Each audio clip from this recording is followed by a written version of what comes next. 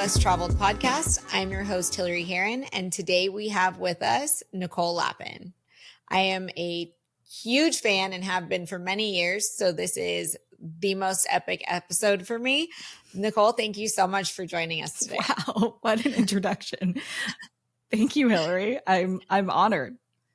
Can you, well, I know you're a New York Times bestselling author. You are the founder of Money News Network.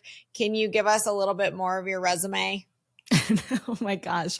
Well, all I'll say is that I'm the least likely person to be a financial reporter, much less own an entire financial literacy company. Grew up in an immigrant family, first generation American, never talked about any of this stuff and figured it out the hard way.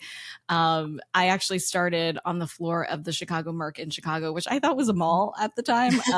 It is not a mall. It's an exchange where they trade commodities like pork bellies and all sorts of weird stuff that I didn't know was traded. And I figured out that money is just a language like anything else. We just don't have a Rosetta Stone for that language growing up. And so once I was able to speak it, I spoke it to the world. And fast forward a couple decades later, I feel so honored to be able to teach other people how to speak the same language that totally confused me and just made me smile and nod with basic money conversations that I wish I could have joined earlier. I was re-listening to Rich Bitch the other day, and you were going kind of through the background about how it was like the smile and nod conversations and how you kind of got into really being uncomfortable with that and then deciding that you were going to kind of change the game. How long did that take for you to really feel comfortable speaking money? I mean, I think for me, I got really comfortable after about 10 years in financial news, being able to say, I don't understand something. And I think that's the mark of actually being fluent in a language. I mean, I think money is a language like anything else. If you go to Japan and you don't speak Japanese, you'll be very confused. If you go to Wall Street or the Chicago Merc and you don't speak the language of money, you'll be very confused. But once I felt comfortable enough in my skin to say, no, I understand enough so I can ask people who are financial wizards who came on my show on CNBC or on Bloomberg, or CEOs that were speaking in jargon and just say like, I can you break that down? Or what does that mean exactly? Or what are you talking about? Because sometimes people hide behind this jargon to sound really smart. And so I think it took me about 10 years to feel like I could no longer smile and nod, or I didn't have to. Mm-hmm. I mean, I get completely overwhelmed by the jargon. And then I feel like I start berating myself in my head for not knowing that I'm really not understanding. And so that piece of advice for ask like for clarity. Yeah. I think that's a really huge... trusting yourself. You're smart enough. You know enough. If you don't get it, then for me, it was really advocating for the audience that we had. And so if I didn't understand what someone was saying, I could only imagine that the people watching didn't understand what they were saying either. And so I tried to be the advocate for them. So you didn't set out to go into money news though. No. What did you set out to originally do? I originally started as a poetry major, which is the farthest thing from making money that I could imagine. And so oftentimes when people say, I can't do math, or I'm not a numbers person, or I'm not a finance person, I'm like, I started as a poetry major, so if I could do this, anyone could do this. But then I went off into journalism, which I thought would make more money. It did not. As you know from Rich Bitch, I think my first job was about $18,000, and then I got into financial news by accident. I was offered a job in business news, and I lied and I said I understood it and did not. But I figured I had figured out harder things in life, that I could figure this one out too. So I just went with it, and that's where I learned the language of money. And then the financial crisis happened in 2008, and everybody became, financial reporters again, and I never looked back. I think that's incredible. And so that's like a super male dominated, like even like once you get, I would say journalism is pretty male dominated as it is. But once you get into that niche with the money, talking about money, it's even more male dominated. So how was that experience for you, as like a younger woman who literally said, like, how hard could it be? It was wild. It was back then, today the exchanges are kind of backdrops for the financial news networks. Not a lot actually happens there. But back then it was very Wolf of Wall Street style. When I started on the floor of the Chicago market, it was like a sea of white dudes. It was the only building that I had been in at the time where the women's restroom was smaller than the men's, because there just wasn't a lot of women there. And so in moments like that, where I felt like a total outsider, I tried to think to myself, what's the opportunity of all of this? So looking around the financial world, which looked and felt at the time to be by men, for men, I thought to myself about this opportunity that I could bring a conversation to women and how huge this untapped market and an opportunity could be to grow a business, and more importantly, an opportunity for more women to become financially independent. So this sea of white dudes, really showed me the white space in the market. And did that, have you seen more women coming into the space, or even, and not just into the space, but also into their own since then? Has that been like, do you feel like it's been more of like a landslide, or has it been a struggle? Well, when I left CNBC about a decade ago, maybe it was a little bit more, 12 years ago, I did not see any female financial experts. There was Susie Orman. Mm-hmm. There were a lot of guys who were having this conversation. And I think fast forward, we definitely have more women doing financial reporting and financial influencing. I never imagined finfluencer would be a word we would use. So that's really cool to see. That's amazing. What have you done on the days you felt like you were going to quit? Coming from a male dominated industry myself, I know that those days definitely exist. So how did you navigate those? They come up so often. They never really go away. And so I don't think that we can get to a place where we know every day is going to be a good day. We just have to be really prepared and have the tools for the days that inevitably come back up that you will feel like you want to give up. I mean, even recently when I launched my podcast network, it was a really soft ad market. I put my life savings into the company, and this was only a couple of years ago. And we were, not really making money in the beginning. I was grinding like crazy, trying to make it work, and it just felt like it wasn't. And that was really scary to me. And at moments like that, Hilary, I think one of my favorite quotes is something like, it will be all good in the end. If it's not all good, it's not the end. Mm-hmm. I have a magnet of that somewhere. And it's actually those moments that feel impossible that show you what you're made of and make you and your work better. I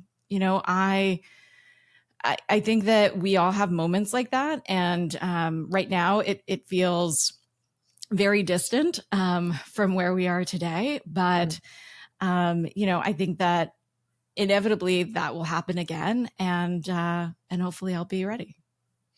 So on that same coin, different side, you said you put your whole life savings into, launching your own network. What kind of advice would you give for women who are starting their own businesses, who, still want to be able to contribute to their household and take care of their responsibilities, but also start a business at the same time, and maybe don't feel like they have the freedom to put everything into it? I mean, I would tell my former self, when I started thinking about going the entrepreneurial route, to have an emergency fund. Mm-hmm. It's not a fun, sexy conversation to have when you're talking about entrepreneurship. But the goal generally is to have at least 6 months of savings in the bank. Things can go wrong. Having cash set aside will give you a cushion if and when you stumble. Things don't go right. So when you start out, it's great to take some of those big risks, but you have to have your own back financially. There's no shame in taking care of your family, being able to feed yourself. You cannot go to the supermarket with equity in your company. Yeah. I've tried it, and Ultimately, so they're like, no, you can't do, you have to go. no, but it's something that, really is important to focus on, to have your own financial house in order before you start building, a palace, a career that you always dreamed of, for yourself. And those are so great and so cool to think about and dream about. But, focusing on paying down debt is really important before you start an entrepreneurial journey, more than the minimum payments each month. I fell into this trap. I figured it out the hard way. You can let lifestyle creep undo a lot of hard work. But if you have $2,000 in credit card debt at a 20% APR, which is not unusual, you pay it off in 3 years with $74 a month. That's $675 in interest. If you pay it off in a year and a half with $130 a month, that interest is $331. So that's half of the interest that you're paying. I just got really obsessed with this idea that I was paying double for what I was buying, and I wasn't getting double the quality. And so when I finally got myself out of credit card debt, it was a huge relief to be able to, have my own back financially, and also use that experience to teach others how to do the same thing, which you have seen. So do you feel like credit card debt, not even debt, just credit card usage is kind of a necessary evil because your credit score is so much kind of rides on your credit score? Well, I think using credit responsibly is important.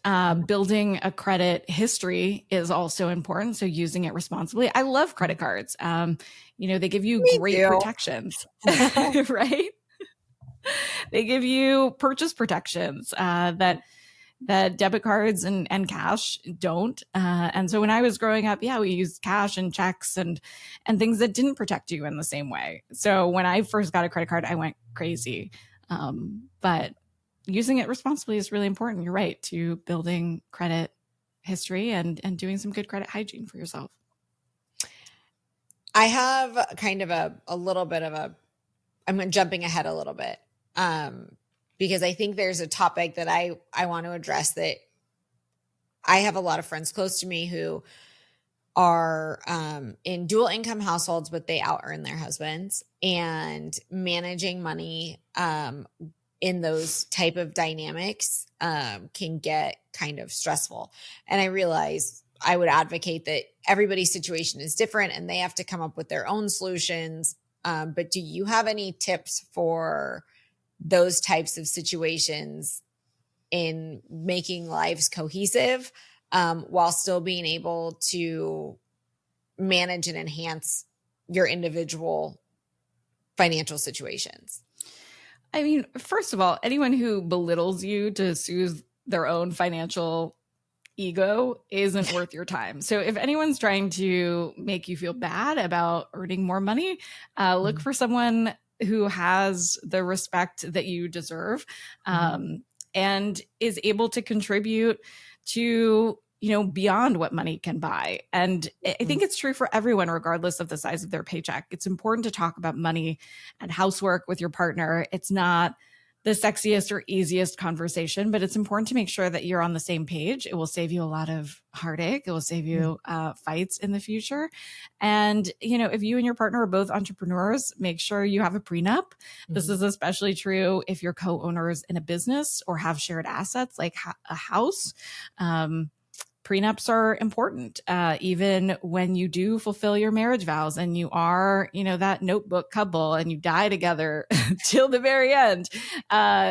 This can be a really important part of estate planning. You just don't want to have a grieving spouse saddled with business debt or trying to figure out probate or how to sell shares in your business. You'll have a prenup regardless of whether you have one that you came up with yourself, because the state is going to decide what happens. And so I think it's really important to take control of that conversation.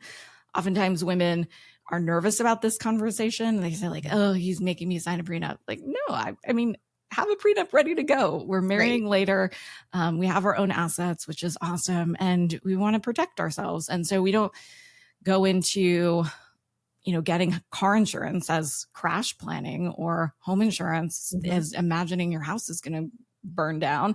We get it because, it's protecting ourselves. And that's how we should think about prenups. It's not necessarily divorce planning. You're just protecting yourself, in case things don't go exactly as you dreamed, but perhaps they will. So I think that's a really important conversation to get on the same page with, especially if you're a primary breadwinner in your household. I think that is wonderful advice. And that perspective is something that I am definitely putting in my back pocket to use later, because I've never thought about it like that. Like, we don't get insurance, like planning on our house to burn down. Like, this is more about protecting our future. Yeah, exactly. What do you think about postnups? Do they work? They're not usually as enforceable. But I think, and actually, if you're going to have a postnup conversation, that feels like something's not going right. So I would prefer to have it when you're in a good, happy place. These conversations shouldn't be, like a police interrogation. It's not like, where were you on this, night of November 5th? 2024. What's in your IRA? It's like, no, what are your hopes and your dreams? What do you want out of life? Dreams have price tags, goals have price tags. And a dream without a plan is just a wish, and wishes are amazing, but they don't pay the bills. And so I think it's about reverse engineering what you want and figure out how to get the money to live the life you want. But first you have to figure out what you want and what your goals are together. I think that's really good advice. Thanks. So what's next for Money News Network? I saw recently on your podcast a new set, some new fun stuff. Yeah. So what's going on there? We just opened up a cool HQ in LA. Please come by. It's like a money explosion with a couple of sets. And you and I talked, and you said, I gave you a challenge, right? I said, once you get 1,000 downloads, I'll come on the show. Yes. Was that it? Yep.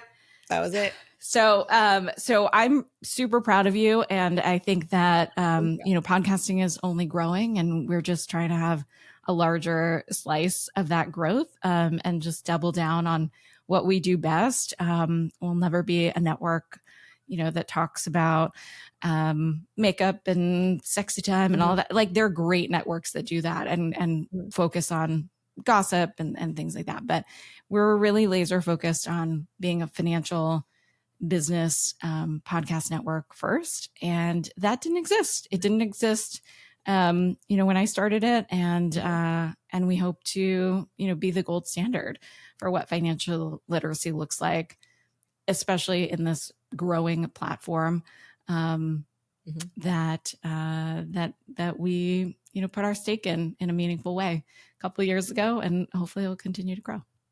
I mean, I think you guys do an incredible job, or you do an incredible job, because money is an awkward conversation. Societally, we're like coming really far, really fast, but there's not all necessarily the education and stuff to back it up. So having those conversations that are accessible, that are comprehensible, is huge.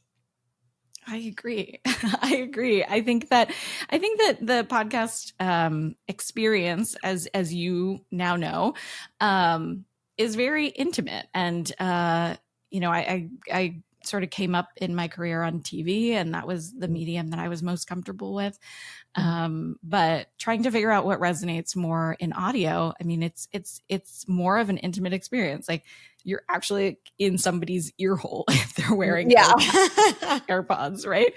And so understanding what resonates there has been a really fun challenge for me since Money Rehab started, which is the show that I host, as well as, the rest of the slate, and trying to figure out how to go deep into this niche audience instead of trying to go wide and cover things that are outside of our wheelhouse. We're just like super laser focused on being the best at financial literacy and hopefully making it entertaining along the way. So thank you.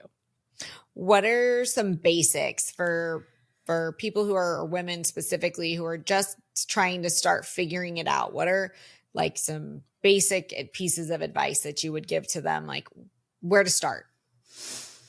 Where to start? Depends on where you're starting from. So Okay. if you have debt, that would be the thing I would want you to take care of first. Mhm.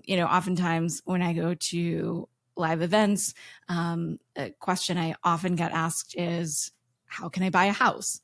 And that's an amazing question. And, home ownership is so much part of the American dream. It's not necessarily the best financial move for everyone, but it's been Mhm. ingrained into us, and it's more about safety and security than it is about a financial investment. But, my question back is, what does the rest of your financial picture look like? Do you have an Mhm. emergency fund? Are you in debt? What kind of debt?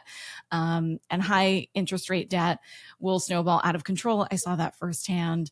Mhm. Other kinds of debt might be considered good debt. So, just like there's good fat and bad fat, avocados Mhm. would be good fat, and French fries would be bad fat. You could have credit card debt that's bad fat or debt, and student loans that would be considered good debt because you're investing in yourself and your brain, your beautiful, Mhm. expensive brain.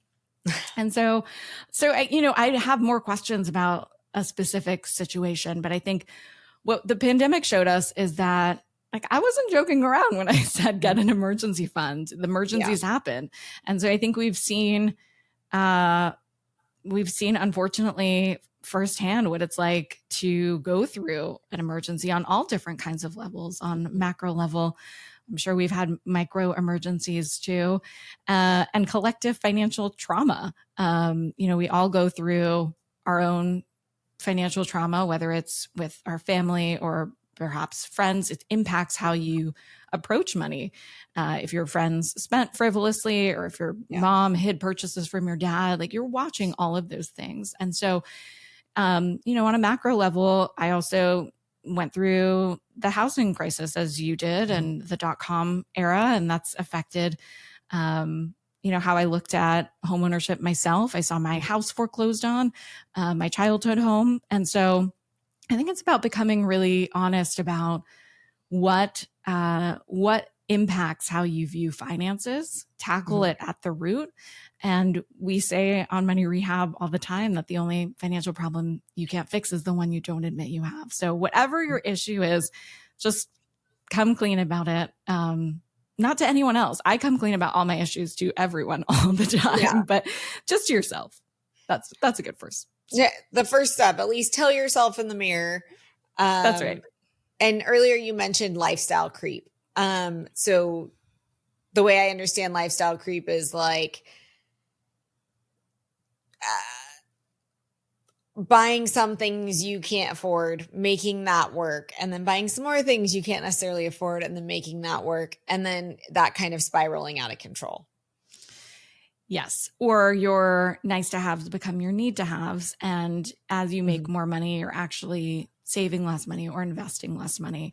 And I think ultimately it's what you keep, it's not what you make, that matters the most. Mhm. So it's not just about saving money, it's about investing it. If you're lucky enough Mhm. to have a job that matches contributions to your retirement account, focus on maxing that out.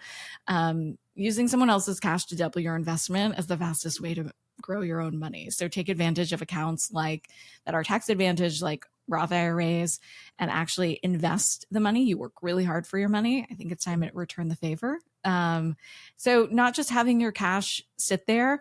And when you experience something like lifestyle creep, then you'll at least have something that's been growing for Mhm. you along the way. That's the most important part. I kick myself trying to go back in time, as we all do, Mhm. with so many things in life, about how I could have invested more earlier when I was reporting back in the day on Mhm. Apple launching its first iPod, which is crazy. I have video of that, or Google launching Gmail. I wish I put all the money that I had at the time, which was probably, $20. But even that, in those stocks, I wish I started earlier. And so once you start investing, I think it becomes really contagious. Mhm. You see how the growth hopefully continues, and you become more and more addicted in a good way to having your money work for you. Do you have a strategy that you like to push forward where, I mean, the way that, so for, I'll use myself for an example. I have the majority in pretty safe, you know, a little bit of growth, not a ton, but safe. And then another amount that I want to call it gambling, where you pick those stocks that are different or off the wall, or, you know, like Netflix. When Netflix was first coming out, people were like, that's never going to work. And I was like, well, maybe it will. Do you have a strategy for how much you allocate to each thing, or is it case by case?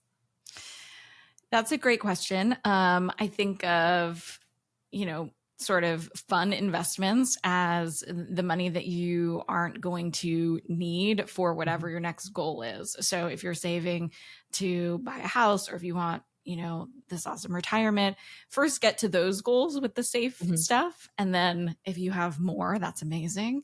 And have a little fun with the rest of it. But I think it's important to decide what your specific goals are and how much those cost. And oftentimes we'll find that our goals are less expensive than we imagine them to be. If you actually break them down. I did this in Miss Independent, where you put a price tag on what you had always thought was unattainable, and it doesn't seem as scary once you put a real number to it. But an arbitrary number, like I just want $1 million, that's a very cool number. $1 million is a good amount of money. And so not knocking that. But the question that I would have immediately following somebody saying that is, what do you want to do with that $1 million? I don't know. Maybe you need more than $1 million, or maybe you need less. And first figure out what your goals are, and then figure out how to invest for that goal. And beyond that, whatever that number is, I think investing in Netflix early was not a gamble. That was an awesome investment. And but individual stocks generally are more risky. So taking the bulk of what you're saving for and doing low cost S&P 500 index funds, safer investments like bonds. The rule of thumb is to take your age and put that as a percentage of bonds. So I'm 40, it would be 40% of an overall portfolio in bonds. Bonds are considered to be safer investments. We haven't seen them, act as they historically have recently, but having the rest in equities or stocks, so 60% in more risky investments would be the rule of thumb if you want to start with basics. Oh, that's interesting. I didn't realize that, and I like that kind of rule. I'm using your age as kind of your guideline. Yeah. I love that. Well, thank you. I really appreciate the tidbits of advice. What is kind of the overall, is there an overarching message that you would put out to kind of women kind of managing their own financial futures?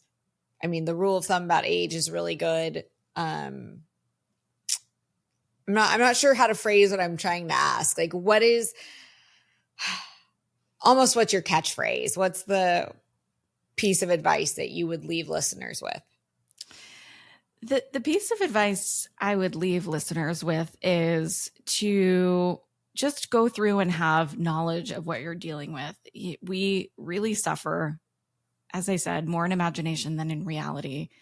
And this happens a lot with our finances. We can cause ourselves to have a ton of anxiety or stress because we're scared. I experienced this. I was scared to open my credit reports for the first time, or taxes. Like, I just go to this doom and gloom, worst case scenario. I'm going to be arrested, these ridiculous things that, we can have our imaginations go to. And that's really dangerous, because that can spiral out of control until you take a look at it, openly and honestly, and see what you're dealing with. The anxiety that I had when I didn't open my credit report stopped when I opened my credit report. I mean, it wasn't that deep. It wasn't that serious. And I've also figured out harder things in life. And so I think when we tell ourselves we don't know this stuff, I'm sure you figured out harder things in life than, what's the difference between a Roth IRA and a traditional IRA? And by the way, it's just taxes. And then don't get intimidated by this jargon. And you don't need to have a lot of money to make a lot of money. You need the most time possible. So today is as good a day as any. I think that's amazing advice. My fear with opening, the credit report is then what do I do with it? Then what if I need to repair something, or what if something's wrong? You have any advice for either of those things? Well, what if something's right? Valid. What if it's great? What if it just works out? I think we're really conditioned to go to the worst case scenario and have this negative self-talk and just assume the worst all the time. I say this from a lot of experience. I am, always the person on the team that's like, oh my gosh, everything is going to hell. And so, that has worked in my benefit many times because I've always come up with plan B, C, D, all the way to Z, backup plans. And I've always tried to come up with contingency plans because I prepare for the worst case scenario, but sometimes just prepare for the best case scenario. I think that's sometimes there's nothing wrong in your credit score. And it's okay. Sometimes it's going to be okay. And either way, it kind of is what it is. So once you know, like you said, and once you kind of admit it to yourself, you can make a plan from there, but you can't improve anything you don't know about already. That's right. The only problems you can't fix are the ones you don't admit you have. So really admit them to yourself and try to tell the mean girl or the mean guy inside your head to take a seat. Just sit there and be quiet and look pretty. Well, thank you. I really appreciate your time. And it's been an absolute pleasure having you. Thanks, Hilary. I hope we can do this again soon. A huge thank you to our incredible guests for sharing their stories, wisdom, and breaking down barriers with us. If you enjoyed today's episode, don't forget to subscribe and leave a review. Your support means the world to me and helps spread the word about the amazing women paving the road less traveled in male-dominated industries. If you have suggestions for a future guest or topic you'd like me to explore, please reach out on social media. I'd love to hear from you. Follow me on your favorite social platform for updates and behind the scenes. Keep pushing boundaries, challenging norms, and lifting each other up.